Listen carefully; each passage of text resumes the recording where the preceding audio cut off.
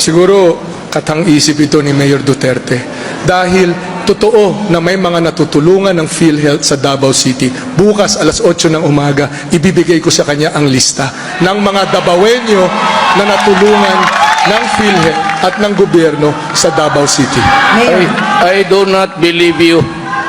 You have made so many promises in your term in the government.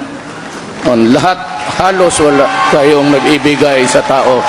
Puro daldal, puro announcement, puro lahat.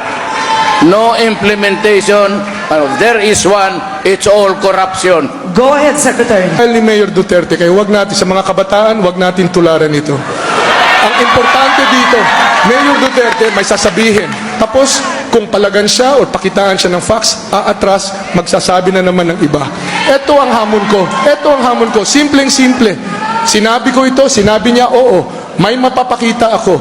Aktual, naka-video ng mga tao na natulungan ng PhilHealth sa Davao City. Libo-libo po yan. Sinabi niya, aatras siya. Go ahead, Tingnan natin Mayor. Go kung ahead. tutuparin niya ang sinabi niya. Go ahead. Alam mo, ma'am, nakikinig ang buong Pilipinas sa gobyerno araw-araw. Si Secretary Robas naman hindi nagpapaiwan. Ngayon, kung totoo talaga ang sinasabi mo at naniniwala ang Pilipino sa iyo at dapat ikaw maging presidente, bakit sa uli ka sa rating?